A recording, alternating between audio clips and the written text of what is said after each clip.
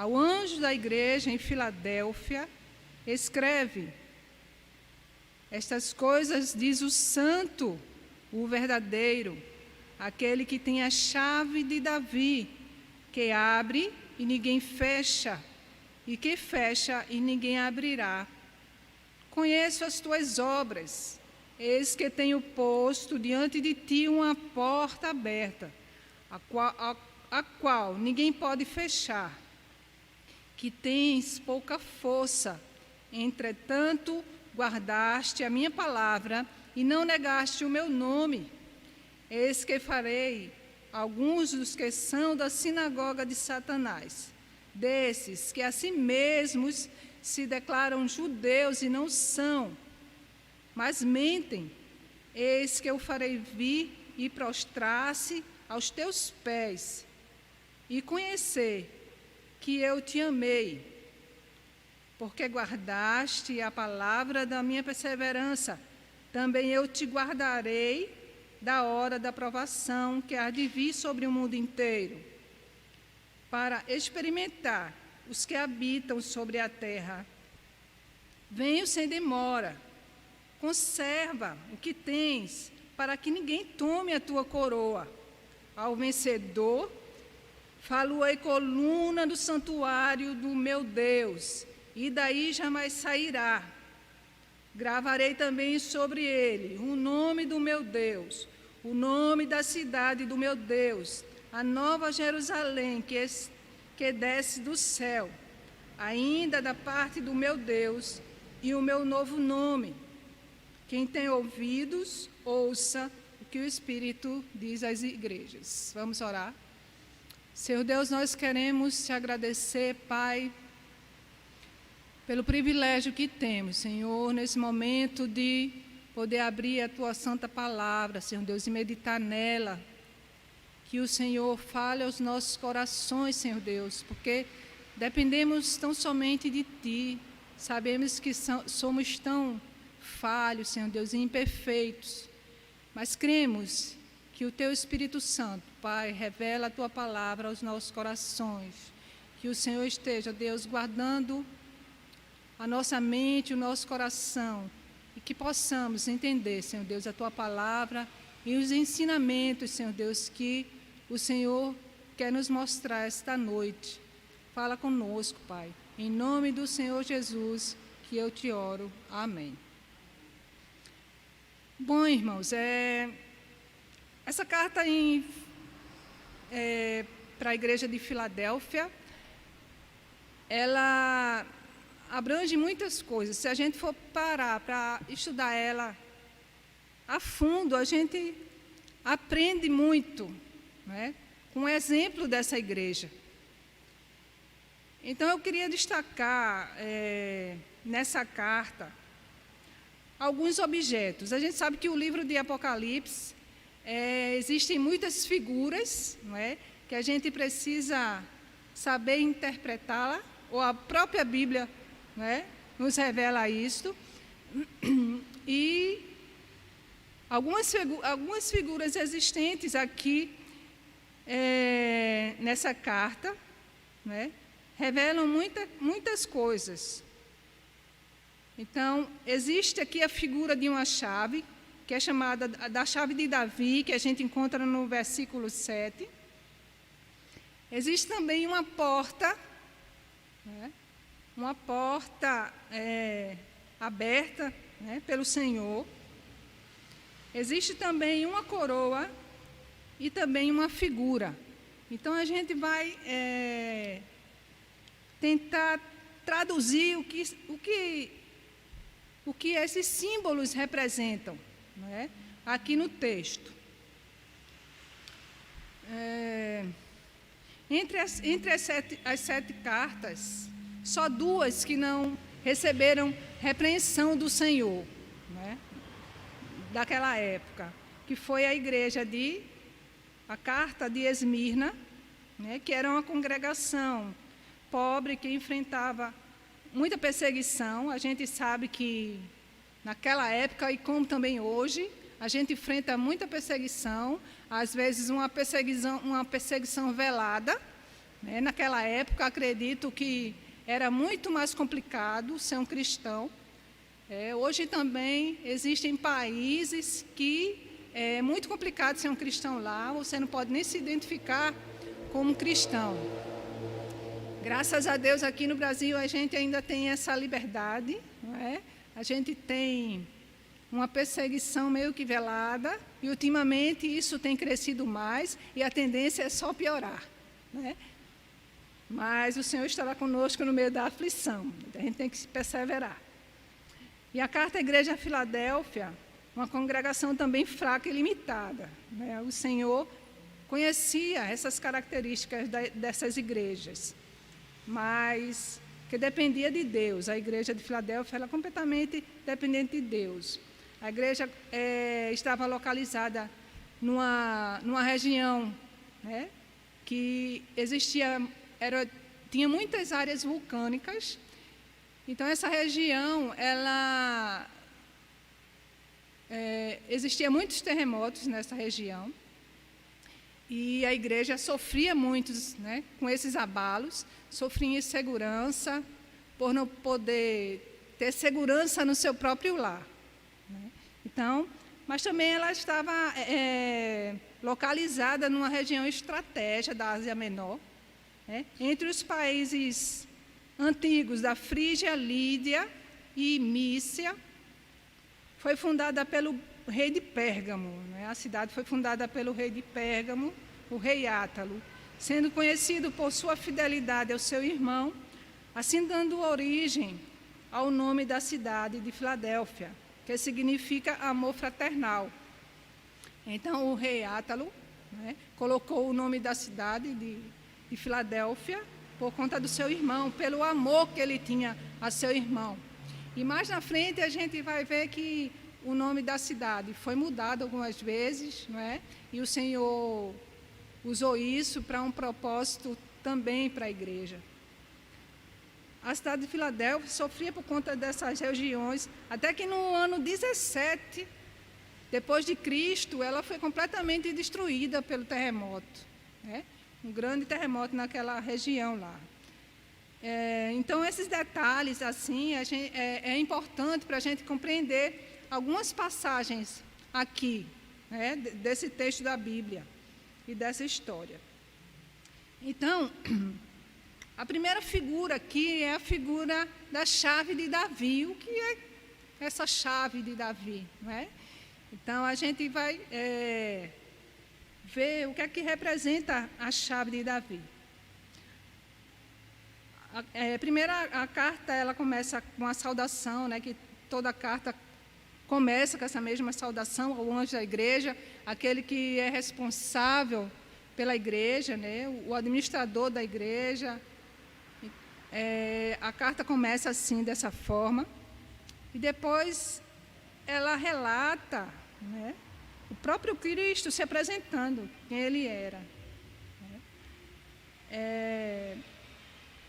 Em seguida, Cristo se identifica como o santo, o verdadeiro, no versículo 8 ainda, no versículo 1 ainda, ou no versículo 7. Ele se apresenta como o único, o verdadeiro, o santo, aquele que tem a chave de Davi, que abre e ninguém fechará, e que fecha e ninguém abrirá. Essa autodescrição de Cristo enfatiza sua santidade, sua veracidade, a autoridade absoluta. Jesus Cristo é aquele que possui a chave de Davi, né? Que quer dizer que ele é aquele em quem finalmente se cumpriram todas as profecias, né, do Antigo Testamento, foram cumpridas em Cristo, todas as promessas foram cumpridas, as promessas messiânicas foram cumpridas quando Cristo veio, e é o único que tem o poder da chave do reino de Deus em suas mãos. Cristo é o único que pode abrir a porta da salvação para nós, né? O Senhor é que detém esse poder. Ele mesmo diz que Ele é o único que tem todo o poder para abrir essa porta. Então, a primeira referência que a gente vê dessa carta aí de Davi está lá no livro de Isaías 22, 22, né, onde se refere à chave de Davi. Vou abrir lá em Isaías 22, 22 para ler para vocês. O que é que diz lá? A primeira referência é a essa chave. O que é que ela representa? Muitas pessoas pensam que é o apóstolo Pedro que tem a chave dos céus nas mãos, quando isso não é verdade, né? Isaías 22, 22, que fala sobre Sebiná, que Sebiná é degradado do seu posto, né? E Eliaquim é exaltado. O Senhor substitui, ou o rei substitui Sebiná por Eliaquim. Então, eu vou começar a ler a partir do texto 20. Naquele dia, chamarei o meu servo Eliaquim, filho de Uquias, vesti-lo-ei da tua túnica, cingi-lo-ei da tua faixa, e lhe entregarei nas mãos o teu poder, e ele será como pai para os moradores de Jerusalém e para a casa de Judá, pois porei sobre o seu ombro a chave da casa de Davi. Ele abrirá e ninguém fechará, fechará e ninguém abrirá. Né? Então, aqui representando a autoridade que foi dada a Eliaquim, né, sobre o reino do povo de Deus, né, sobre o reino lá do povo de Jerusalém. Então, Eliaquim é quem tinha todo o poder sobre a administração das coisas do reino, das coisas, dos tesouros do rei, né, da casa do rei. Ele administrava tudo, o rei só fazia reinar lá, mas tinha também os seus compromissos, mas o administrador da chave de Davi, nessa ocasião, era Eliaquim, ele quem tinha todo o poder para administrar o reino. Assim também Deus concedeu a Jesus, né, a chave do reino, só que de um reino celestial, né, a chave da porta que abre a salvação, a chave da porta que Jesus abre para quem Ele quer, né? Ele abre, quando Ele abre, ninguém pode fechar. E quando Ele fecha, também ninguém pode abrir. O Senhor também, Ele tece alguns elogios à igreja de Filadélfia, né, que é o segundo ponto aí, que é a porta. Que porta é essa? Né? Que o texto fala. Muitas vezes a gente escuta o povo falar assim, ó, Deus vai abrir uma porta de trabalho para você, Deus vai abrir a porta disso para você, vai abrir a porta daquilo outro. Mas será que é só isso, né, que o texto quer dizer? Então a gente vê no versículo 8 que diz, né, conheça as tuas obras, eis que tenho posto diante de ti uma porta aberta, a qual ninguém pode fechar, que tens pouca força, entretanto guardaste a minha palavra e não negaste o meu nome. Né? Após informar as questões da salvação, né, da porta, da chave de Davi, são deliberadas por aquele que é inteiramente santo, verdadeiro. A carta a Filadélfia mostra que Cristo está pessoalmente atento ao seu povo, assim como ele diz aqui no texto, conheço as tuas obras. E o Senhor também conhece as nossas obras. Isso não é só para a igreja de Filadélfia, as igrejas daquele tempo, mas também é para os nossos dias. Né? O Senhor conhece as nossas obras. O que será que nós temos apresentado ao Senhor? Quais são as obras que a gente tem apresentado ao Senhor? Né? Por isso, na carta, ele próprio disse: conheço as tuas obras, e eis que tenho posto diante de ti uma porta aberta, a qual ninguém pode fechar, que tens pouca força. Entretanto, guardaste minha palavra e não negaste o meu nome.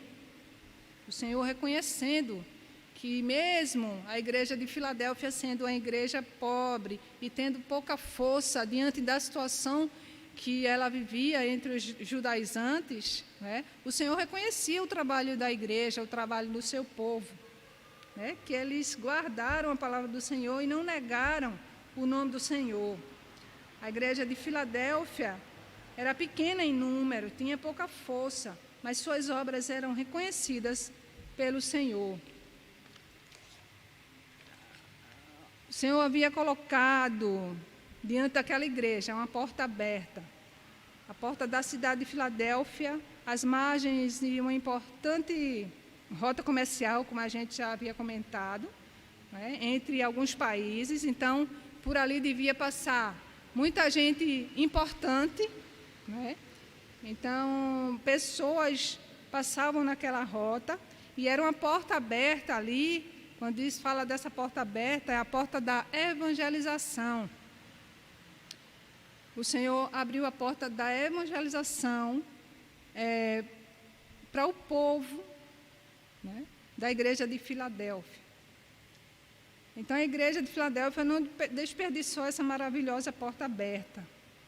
E como uma verdadeira igreja missionária, pregou o evangelho com firmeza e fidelidade, e mesmo diante do escárnio e da oposição daqueles que eram inimigos da obra do Senhor, a igreja de Filadélfia não negou o nome de Cristo e pregou a sua palavra. Então, ali foi aberta diante da igreja, né, uma porta aberta ao evangelho, ou à evangelização, ou à missão que a igreja tinha. E hoje em dia também existem muitas portas abertas para nós, como povo de Deus. O Senhor tem aberto as portas. A gente precisa estar atento a essas portas, ou a essas oportunidades que o Senhor tem aberto para nós, né? Seja na evangelização, ou uma porta de trabalho, que seja para a glória de Deus. Ali também você vai testemunhar, também evangelizando os seus amigos de trabalho, ou na escola. Como aqui a gente tem os nossos projetos, eu enxergo isso como uma porta de evangelização, né? O projeto Novo Amanhecer, o projeto Florescer com as crianças, e tantas outras coisas que a gente tem feito. A gente tem que enxergar tudo isso como uma porta aberta para essa evangelização. E foi isso que a igreja de Filadélfia fez com essa porta aberta diante dela. Ela evangelizou fielmente, apesar da perseguição que ela sofria. Isso me faz lembrar da igreja perseguida dos nossos dias, não é? Quem já leu alguma coisa ou procurou saber informações nas agências missionárias, vai ver o quanto o povo tem sofrido por conta do evangelho. Vai ver quanta coisa tem acontecido, e nem por isso a igreja que é perseguida hoje, ela desiste, ela permanece fiel, e ela vai sempre permanecer fiel, porque o Senhor da igreja é que sustenta ela. Então, eu recordo de algumas histórias que eu li em algumas revistas sobre a perseguição da igreja, alguns livros, e algo me impactou, que foi a história de um cristão americano que foi conversar com o senhor da igreja perseguida, dizendo para ele que a igreja na América estava orando por ele. E esse irmão começou a perguntar: e como é o culto de vocês? Vocês podem abrir a igreja? Vocês podem evangelizar na rua livremente? E começou a questionar como é que funcionava a igreja, né, na América. E esse irmão disse: não, a gente faz todas essas coisas lá livremente. E a igreja tem orado por vocês. Então esse irmão respondeu ao americano: olha, então a nossa igreja é que precisa orar por vocês. Porque com todas as dificuldades que nós enfrentamos, nós não paramos, né? Apesar de toda a perseguição que a gente sofre, todos os dias, perseguição, até arriscando nossa própria vida. Então, nós é que precisamos orar por vocês, para que vocês sejam uma igreja fiel e forte. E a gente sabe de histórias, como a igreja perseguida tem sofrido. Eu acredito também que a igreja de Filadélfia tenha sofrido essa perseguição, porque os judeus, eles achavam que eles eram o povo escolhido, especial de Deus, que só eles é quem iam para o céu. E a igreja, acho que ficava muito triste por conta disso, né? E o Senhor veio e disse: olha, esse povo aí é da sinagoga de Satanás, e são mentirosos. Todos esses judeus que estão aí frequentando essa sinagoga estão sendo instrumentos de Satanás para atrapalhar o trabalho do Senhor. Então, essa porta aberta aqui é a porta da evangelização. E a gente precisa enxergar as portas que o Senhor tem aberto diante de nós. A gente precisa ter essa percepção, não deixar que as dificuldades, como aqui o povo passou aqui, diante dessa situação, atrapalhe nossa fé, atrapalhe nosso fervor diante do Senhor. E que nós possamos aproveitar as oportunidades dessa porta. Assim como os crentes da igreja de Esmirna, os cristãos de Filadélfia também estavam sofrendo perseguição por parte dos judeus que viviam ali. Qualquer um que se convertesse ao cristianismo era identificado como herege e apóstata, diante do judaísmo, e impedido de frequentar as sinagogas. E é isso que a gente vê hoje na igreja perseguida também. Muitos, quando se convertem, que é de uma religião e se convertem ao cristianismo, eles são escorraçados de casa, a própria família manda matar. Então, é uma perseguição dura, que a gente ainda não sofre essa realidade aqui no nosso país, Mas a igreja sofreu com essas coisas, Os membros da sinagoga de Satanás, como Jesus se refere aqui a esse povo, que diz que é eleito, mas não é. São mentirosos, Aqueles que tentam atrapalhar a obra do Senhor. Jesus Cristo ainda disse que haveria de fazer com que esses opositores reconhecessem que a igreja de Filadélfia era uma igreja objeto do amor divino, era uma igreja a quem Cristo amava muito. Por isso, essa carta tão bela à igreja de Filadélfia.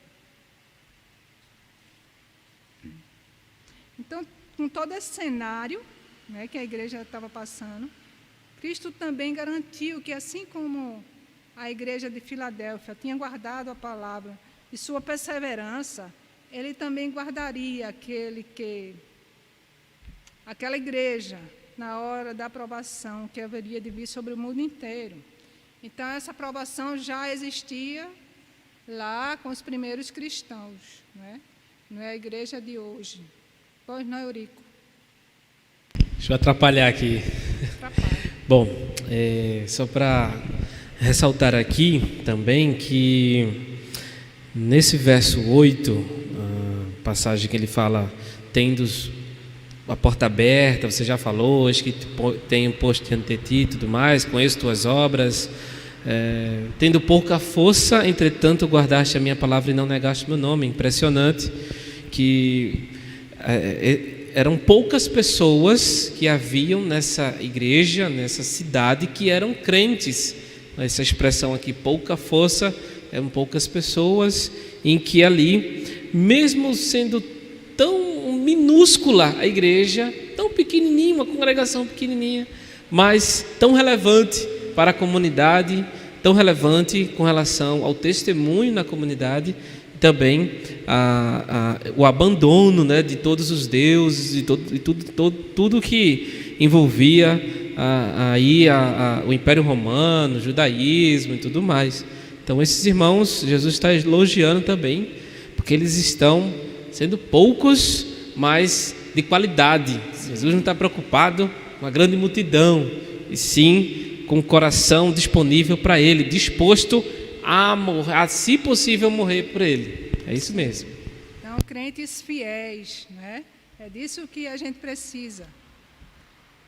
Acho que é uma das qualidades mais importantes na vida do cristão, é a sua fidelidade ao Senhor, a sua fidelidade à palavra dele. Então, a gente tem que aprender muito com essa igreja, com essa pequena igreja, com essa quantidade.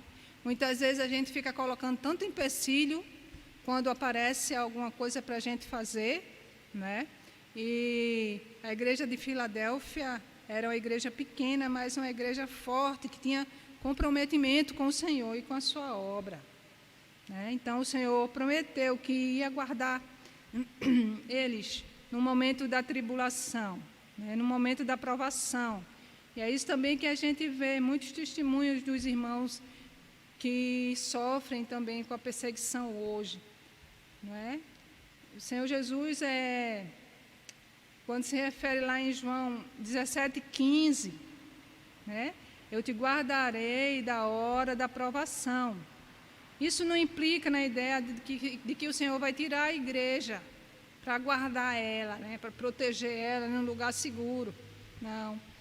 Mas Ele ia livrar, né, esse povo da provação. Então, é isso que acontece com a gente também, né? Hoje, o Senhor nos guarda de algumas dificuldades. O Senhor nos guarda nos momentos da provação. E o Senhor sempre nos guardará. Mesmo se em um breve futuro a gente vier a sofrer, né, que provavelmente irá, com perseguições mais duras, mais ferrenhas do que a que a gente tem passado hoje, a gente deve lembrar que o Senhor, Ele promete, né, promete nos guardar. Não promete nos tirar do mundo, nem livrar a gente da provação, não. Ele promete guardar a sua igreja. Glórias ao nome do Senhor por isso, que nós temos essa segurança, né, e a gente precisa ter uma fé firme, uma fé inabalável no Senhor, crendo que Ele fará todas essas coisas, né? Existe também a figura de uma coroa, que está lá no verso 3, ou verso 11, 3:11, que diz assim: ao vencedor, falo-ei verso 11, venho sem demora, conserva o que tens, para que ninguém tome a tua coroa. A gente tem visto aí nesses dias a luta dos atletas olímpicos, né?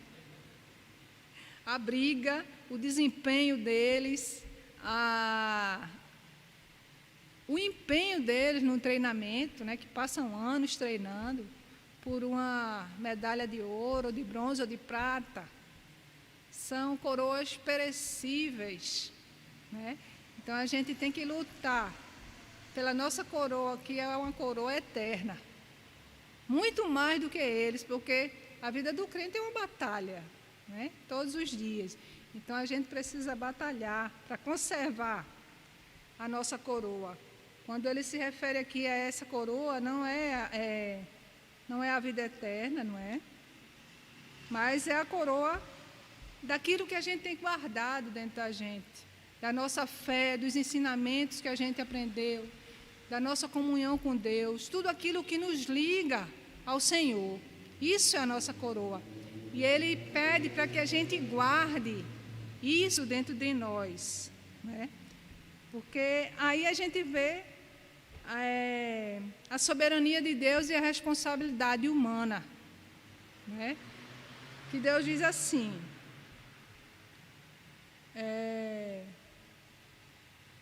Eu te guardarei.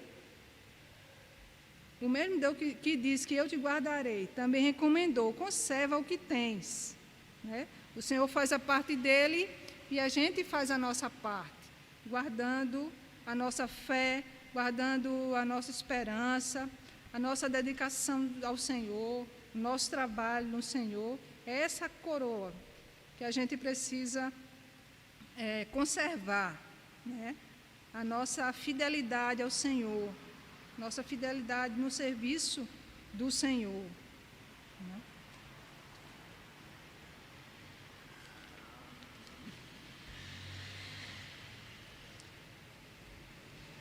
Então, a gente pode sim contar com os cuidados do Senhor, né, conosco. E mantermos firmes a nossa coroa, independente das circunstâncias e adversidades que nós iremos passar. Né? Como os atletas, eles brigam por suas medalhas, dedicam horas com muitos esforços, né, com seus treinamentos. Assim também deve ser nossa vida, para conservar uma coroa que a gente já tem. Né? A gente não vai receber, como os atletas só receberão se eles completarem a carreira lá, eles proposta. Mas a gente já tem essa coroa, que é a coroa da vida, que é a vida eterna. Né? Mas, e a gente precisa conservar isso, né? Lutar para ter uma vida melhor diante do Senhor, né? Para conservarmos todas as coisas que a gente tem aprendido. Então, tem também a figura de uma coluna, que está lá no verso 12. Deixa eu atrapalhar de novo. Atrapalha. Bom, no verso 10, tem um texto interessante, que eu até deveria ter falado antes, né? Comentado. Que porque guardaste a minha palavra da perseverança, também eu te guardarei da hora da provação que há de vir sobre o mundo inteiro, para experimentar os que habitam sobre a terra. Bom, tem alguns intérpretes, né, dispensacionalistas e tudo mais, que pegam esse texto, isolam ele e diz que na grande tribulação a igreja não vai passar pela grande tribulação, porque o Senhor prometeu já aqui que vai guardar a igreja. Por quê? Eles consideram essa linha de interpretação, ela é muito mais divulgada do que a linha que a gente está seguindo, né? Que é a linha mais reformada, e acredito eu que seja mais segura, porque essa linha mais popular, dispensacionalista, afirma que todas essas igrejas aqui não são igrejas, são eras da igreja. Então, por isso que alguns dizem, então, se Deus prometeu isso, então em alguma época da igreja Deus vai guardar, vai tirar ela da terra e os ímpios é que vão passar pela grande tribulação. Na realidade, a gente vai falar mais lá para o 12, o 13, que fala das bestas e tudo mais, que a grande tribulação é tribulação contra quem? Contra os crentes. Quem passa por tribulação são os crentes. Os ímpios, eles passam pelo juízo, por julgamento. Deus está julgando os ímpios. Por exemplo, coronavírus. Para Deus, nós estamos passando por uma tribulação, mas os ímpios estão sendo julgados, entendeu? Então, a interpretação correta deve ser essa aí. Então, aqui o texto não está falando de grande tribulação, nem nada, conforme alguns pensam, né? Mas está falando em algum momento, naquele período histórico, que Deus iria preservar a vida deles, ia cuidar deles, iria abençoar a vida deles em meio a todas aquelas circunstâncias. Deus não ia tirar eles dali.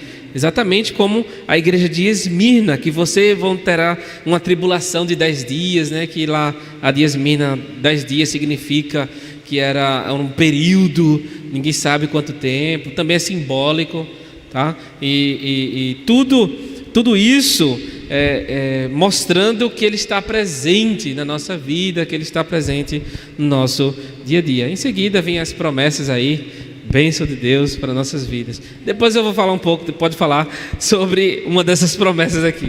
Como lá o versículo de João, né? Que diz que eu não peço que tire o povo do mundo, mas que os livre do mal. Né? Então a gente vai ver agora a figura da coluna, né? Aqui no verso 12. Ao vencedor, falo-ei coluna no santuário do meu Deus, e daí jamais sairá. Gravarei também sobre ele o nome do meu Deus, o nome da cidade do meu Deus, a nova Jerusalém, que desce do céu, vinda da parte do meu Deus, e o meu novo nome. Então, essa coluna aqui, a gente viu lá no início, né, que a cidade sofria com muitos terremotos e o povo apreensivo começaram a ficar, como a gente diz aqui, ao relento. E a gente vê isso também até hoje, que em algumas cidades onde existem terremotos, o povo faz isso mesmo para não desabar a casa sobre a cabeça, o povo vai para o relento. Mas isso acontecia constantemente, né, com o povo lá em Filadélfia. Então o Senhor disse que a promessa era de uma recompensa gloriosa aos vencedores, né, aqueles que perseverassem. Em primeiro lugar, Cristo prometeu fazer o vencedor coluna no santuário do meu Deus, e daí jamais sairá. Né? Então, seria um lugar onde eles teriam toda a segurança, não iam precisar de sair por medo de nada, porque estariam seguros com o Senhor. Essa era uma promessa muito significativa para os crentes de uma cidade que vivia assombrada pelos terremotos. Inclusive, os terremotos da terra eram tão frequentes, não é, lá, que a população ficava no meio da rua, os habitantes iam morar na rua.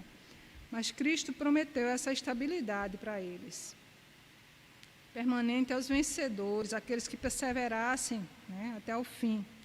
Afinal, eles seriam pilares no templo de Deus, de onde jamais precisariam sair. Na cidade celestial, os crentes de Filadélfia jamais precisariam sair da cidade por ameaças alguma, porque eles estariam seguros ali, né? Em segundo lugar, Cristo prometeu gravar sobre o vencedor o nome do seu Deus, o nome da cidade do seu Deus, isto é, na Nova Jerusalém, e o seu próprio novo nome. Quando Filadélfia foi arrasada lá no ano 17 depois de Cristo, a cidade recebeu uma ajuda financeira para sua reconstrução, né, do Império Romano. O Império Romano ajudou a cidade a ser reconstruída. E em gratidão, não é, o nome da cidade foi trocado. A gratidão por gratidão teve seu nome trocado para honrar o imperador Tibério. Depois, uma vez mais, o nome da cidade foi alterado para homenagear o imperador Vespasiano.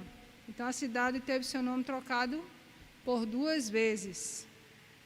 E o Senhor assegurou a eles que, na Nova Jerusalém, eles não haveriam, né, mais de ter o nome trocado, mas iam ter o nome da cidade do seu Deus. Então, a promessa dos crentes fiéis de Filadélfia receberam era um novo nome. Era muito significativo para eles, porque eles já tinham perdido o nome 2 vezes, né? Mas diferente daquela cidade que tinha recebido um nome em homenagem aos deuses imperiais romanos, os crentes da igreja de Filadélfia teriam escritos sobre si o nome divino, uma indicação que eles pertenciam a Deus e a Nova Jerusalém a Cristo. Então, eles estavam assegurados e nunca mais iriam sofrer, né? Seriam reconhecidos como o povo da Nova Jerusalém, o povo de Cristo, que pertenciam a Deus. A igreja de Filadélfia foi fundada no tempo do apóstolo Paulo. Historicamente, ela foi a única das 7 igrejas da Ásia Menor que transpôs os séculos. Então, a igreja foi fiel que transpôs os séculos, né? Uma igreja pequena, mas fiel. Mesmo depois que os muçulmanos tomaram as províncias da Ásia e dominaram toda aquela região, a fé cristã persistiu em Filadélfia até hoje.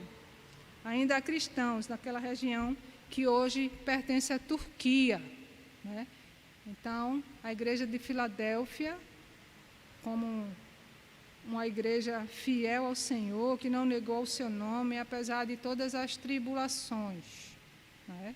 Ela permaneceu ao Senhor e ainda existe na região até os dias de hoje. Que nós possamos, irmãos, ser mais parecidos com a igreja de Filadélfia, né? Que a nossa dedicação, nossa fidelidade ao Senhor seja parecido com a desses crentes. Quando o Senhor nos abrir uma porta, que nós possamos identificar essa porta, né?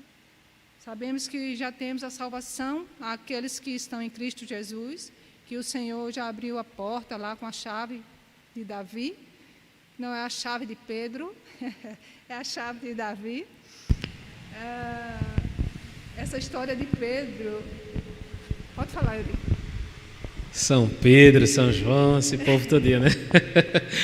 Bom, só para acrescentar também, muito bom a sua contribuição, essa promessa, todas as promessas, né, se referem à vida eterna, ao estado eterno dos santos com Deus, essa vida eterna que já começou, mas ainda não foi concluída, ainda não foi consumada.